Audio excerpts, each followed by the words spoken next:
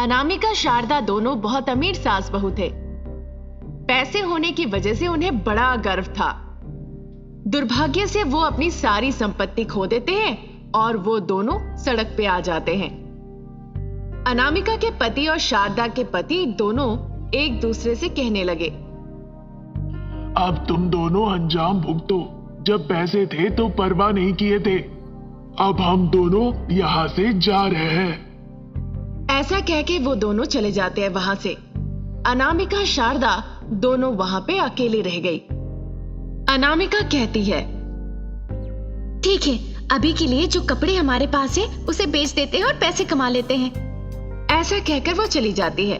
फिर वो जो पैसे कमाते हैं वो इधर उधर घूम के खर्च कर देते हैं सारे। फिर सारे पैसे खत्म हो जाते हैं और उन्हें समझ नहीं आता है क्या करना है। दोनों फिर भूखे रहने लगते हैं। तब अनामिका अपनी सासू माँ से कहती है, सासू माँ, बहुत वक्त हो गया खाना खाए हुए, मेरे पेट में चूहे बिल्लियां दौड़ रही है, आप कुछ कीजिए, नहीं तो मैं भूख के मारे आप ही को खा लूंगी। बातों से लग रहा है तुम सच में मुझे ही खा जाओगी, पर मुझे भी पता नहीं क्या करना है। वो इस तरह कह के सोचने लगी। कुछ देर सोचने के बाद उन्हें एहसास हुआ कि भीख मांग के खाने में कोई बुराई नहीं है।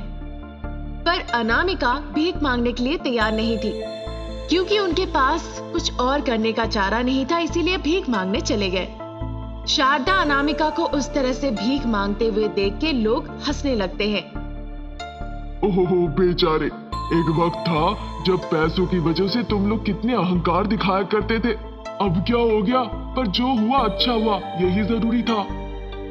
नफरत से सब इसी तरह से कहने लगते हैं। उनकी मदद के लिए कोई भी नहीं आते हैं, क्योंकि इससे पहले वो लोगों को अपमान किया करते थे। जब मन मर्जी तब बात करते थे। शाम हो चुकी थी, कोई उनके मदद के लिए तैयार नहीं हो रहा था। वो दोनों एक दूसरे को देखते हैं और रोने लगते हैं। हमारे बुरे कर्मों का फल हमें मिल चुका है। अगर हम यहीं पे रह गए तो मदद के लिए कोई नहीं आएगा। यहाँ रहने से हम निश्चित रूप से जान गंवा बैठेंगे। चलो हम कहीं और चले जाते हैं। इस तरह वो दुखी होते हैं। फिर उस गांव को छोड़ के सास बहू दूसरे गांव चले जाते हैं। दूसरे गांव में जाने के बाद सास बहू वहां पे भिक्षा करने लगती है। जो मिलता है वो वही खाते हैं। जब उन्हें कुछ नहीं मिलता वो भूखे रहते थे। कुछ दिन निकल जाते हैं। एक दिन अनामिका मन ही मन सोचने लगती है, आज मेरी ऐसी परिस्थिति होने की वजह पैसों का अहंकार है। यही सारी परेशानियों की वजह थी। सासू माँ भी ऐसी ही है। अगर बड़े कहते ठीक से बर्ताव करने तो कम से कम आज ये परिस्थिति ना होती। इस तरह सोच के अनामिका बहुत दुखी हो जाती है। अनामिका के विचार सुनकर सासू माँ कहती है, बेटा अनामिका, क्या हुआ? आपकी वजह से मैं ऐसी हूँ। मैं अपने मायके में बहुत अच्छे से रहती थी, सब मेरे करीबी थे। यहाँ पे आने के बाद से आपने मुझे पूरी तरह से बदल दिया। आपने कहा हमारे पास पैसे हैं, ऐसे बर्ताव करो। अब भुगतना पड़ रहा है ना। इस तरह गुस्से के मारे खड़ी खोटी सुना देती है अपनी सासू माँ को अनामिका। अरे तुम ऐसे क्यों कह रही हो? मैंने तो यूं ही कह दिया था, पर मैंने कभी नहीं सोचा था इस वजह से हम बर्बाद हो जाएंगे। मुझे इस बात की भनक भी नहीं थी। सासू माँ फुपक फुपक के रोने लगती है ऐसा कह के। सासू माँ छोड़िए, जो होना था हो गया। हमें सबक मिल चुकी है। चलिए पहले जाके हम अपने पतियों को ढूंढते हैं। हम उनसे विनती करेंगे और हाथ जोड़ के उनके सामने माफी मांग लेंगे। अनामिका की बातों पर सासू माँ भी हाँ कह देती है। फिर वो दोनों निकल जाते हैं अपने अपने पतियों को ढूंढने के लिए। तब तक उनके पति उनके पास खुद आके कहते हैं, हमें पता है तुम लोग हमें ढूंढ रहे हो। हम सब देख रहे थे और ये भी पता है तुम लोग क्या कर रहे हो। ये सब कुछ था तुम लोगों को सबक सिखाने के लिए। हमने कोई पैसे नहीं गंवाए। ये सब कुछ तो बस एक अभिनय था। अब समझ में आई एक जिंदगी जीना कितना मुश्किल है। हम अच्छे से समझ गए हैं। इंसान को इंसान के जैसा देखना चाहिए। जो मुंह में आए नहीं कहना चाहिए। पैसा है नहीं दिखाना चाहिए। बदले में लोगों की सहायता करनी चाहिए। अनामिका की ऐसी बातें सुनकर वो बहुत खुश हो जाते हैं। चलो घर चलते हैं ऐसा कहकर दोनों के पतियों ने खुश होके सास बहू को घर वापस चलने के लिए आमंत्रित करते हैं। इस तरह दोनों अपने पति के साथ खुशी खुशी घर लौट गए। तब से शारदा अनामिका दोनों सामान्य रहने लगते हैं और पड़ोसियों को भी सम्मान देने लगते हैं। ये देखकर सभी खुश होते हैं। तब से अनामिका और शारदा पहले जैसे नहीं रहे। वो दोनों पूरी तरह से बदल गए। अगर वो पहले से ऐसे होते तो उनसे बेहतर कोई नहीं होता। सभी लोग उन दोनों की बहुत तारीफ करने लगे, उनके बारे में अच्छी अच्छी बातें करने लगते हैं। ऐसी बातें सुनकर उनके पति भी बहुत खुश होते हैं। हमने जो किया वो किसी वसीयतनामा से कम नहीं है। ऐसा कहकर वो बहुत खुश हो जाते हैं। शारदा अनामिका सास बहू थे। वो दोनों मिलके फास्ट फूड सेंटर चलाते थे। वो सप्ताह में नूडल्स 3 बार मुफ्त में बांटते थे, प्रत्येक रविवार, मंगलवार और बुधवार को। कई लोग वो दिन आते थे और मुफ्त में नूडल्स वहां से ले जाते थे। जब इस तरह ही चल रहा था, सासू माँ और अनामिका कुछ इस तरह कहती है, आइए बाबू आइए, गर्मा गर्म नूडल्स खाइए, आइए आइए, हर किसी को ये नूडल्स मिलेंगे बिल्कुल मुफ्त में। हाँ हाँ बिल्कुल मुफ्त में, तो सोचना क्या, आइए आइए जल्दी आइए। इस तरह सासू माँ और अनामिका सभी को बुला रहे थे।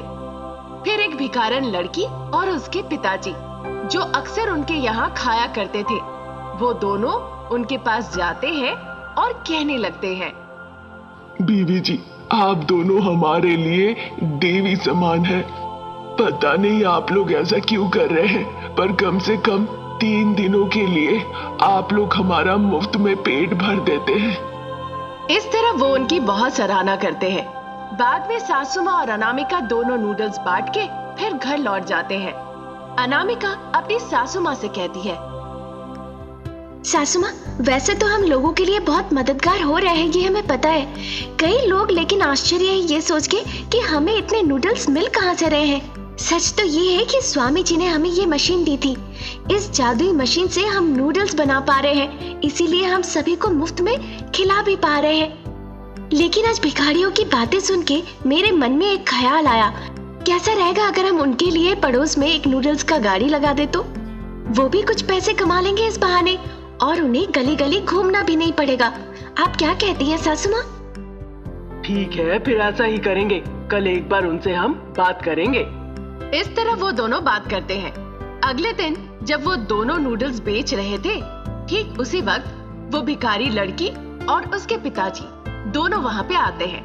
तब अनामिका उन दोनों से कहती है, देखिए, अगर आप पड़ोस के गांव में नूडल्स का ठेला लगाते हैं तो आप भी कुछ पैसे कमा लेंगे। हम सारी जरूरत की चीजें आपको लाके देंगे। ये सुन के दोनों बहुत खुश होते हैं और निश्चित रूप से करेंगे कहते हैं। साथ ही कहते हैं, 1 महीने के लिए आप हमें पैसे दीजिए, अगले महीने से हम आपको पैसे देंगे। फिर सासू माँ कहती है, हमें पैसों की जरूरत नहीं है, आप बस बहुत ही ध्यान से व्यापार कीजिए। वो कहती है। वो भी उनके बात पर हाँ कह देते हैं। फिर शारदा अनामिका उन दोनों को पैसे देते हैं और कहते हैं कि जाके वो नए कपड़े खरीद ले। वो उनकी बातों पर हाँ कहते हैं और कपड़े खरीदने के लिए वो दुकान चले जाते हैं। फिर शाम के वक्त वो दोनों अनामिका के घर जाते हैं। वो दोनों बहुत खुश थे। ठीक उसी वक्त सासू माँ और अनामिका अपने माया मशीन से नूडल्स बना रहे थे। मशीन से नूडल्स सिर्फ निकले ही जा रहे थे, निकले ही जा रहे थे। ये देखकर वो दोनों बड़े आश्चर्य होते हैं। माँ जी, ये कैसा मशीन है, बड़ा विचित्र दिख रहा है, वो पूछती है। ये सुनकर अनामिका और शारदा उसे सारी बातें बताते हैं। एक स्वामी जी ने हमें उपहार स्वरूप दी थी, ये मायावी मशीन है। इस मशीन से ही हमें नूडल्स मिलते हैं, इसीलिए हम हफ्ते में 3 दिन नूडल्स मुफ्त में बेचते हैं और इसी से हम बहुत पैसे कमाते हैं। इस तरह वो सारी बातें उन्हें खुल के बताते हैं। सारी बातें सुन के वो बहुत आश्चर्य होते हैं और खुश भी होते हैं। वो दिन खत्म हो जाता है। अगले दिन उन भिखारियों को वो कुछ सामान देते हैं, नूडल्स देते हैं और कुछ उनके हाथ में पैसे भी देते हैं। सारी चीजें लेकर वो पड़ोस के गांव में चले जाते हैं और वहां वो नूडल शॉप शुरू कर देते हैं। भिखारन और उसके पिताजी को बहुत ही कम वक्त में बहुत नाम मिलता है। फिर बेटी और पिताजी एक दूसरे से कहने लगते हैं, पिताजी, हमें अपनों ने धोखा दिया। लेकिन हम अनामिका और शारदा जी को नहीं जानते थे। फिर भी उन्होंने हमें प्रतिष्ठा के साथ जीने के लिए कहा और एक रास्ता दिखाया। आज के जमाने में अपनों से तो बाहर के लोग ही बेहतर है। सही कहा बेटा, आज के जमाने में अपनों से ज्यादा बेहतर तो बाहर के लोग ही हैं। आज हम लोग बिना भीख मांगे इज्जत से सर उठा के जी रहे हैं। इसके बदले हम उन्हें कुछ भी नहीं दे सकते, बस धन्यवाद ही कह सकते हैं। इस तरह वो चर्चा कर रहे थे। इस बीच एक पागल औरत वहां पर आ जाती है और कहने लगती है कि क्या तुम लोग मुझे खाना दे सकते हो। उसकी बातें सुनकर बेटी कहती है अपने पिताजी से, पापा देखिए, वो माँ जैसी लग रही है ना। वो कहती है। उसकी बातें सुनकर उसके पिताजी कहते हैं, शांति, शांति, पहचाना। वो बुलाते हैं। फिर उन दोनों को पता चलता है कि वो उनकी माँ है। वो तुरंत उसे अस्पताल ले जाते हैं और अनामिका शारदा को खबर भिजवाते हैं। अनामिका शारदा भी तुरंत अस्पताल पहुंचती है वहां का हालचाल जानने के लिए।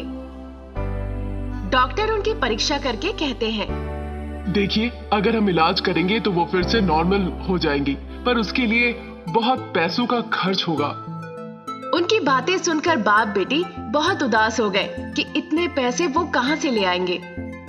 तब शारदा अनामिका दोनों आके समझा के कहते हैं, अरे आप उदास क्यों है, हम है ना, हम मदद करेंगे। उनकी इस तरह की बातें सुनकर वो बहुत खुश होते हैं। बाद में वो दोनों नूडल्स मशीन के पास जाते हैं और उनसे ढेर सारे नूडल्स की कामना करते हैं। उस मशीन से ढेर सारे नूडल्स निकल आते हैं। अनामिका शारदा उन नूडल्स को छोटे छोटे डब्बे में पैक करते हैं और बड़े दुकान में जाके सब बेच देते हैं। इससे उन्हें बहुत पैसे मिलते हैं। उन पैसों से वो ट्रीटमेंट का सारा खर्च उठाते हैं। फिर सब सेट हो जाता है। इस तरह वो मायावी मशीन का नूडल्स बेचते हैं और मजे से जिंदगी बिताते हैं।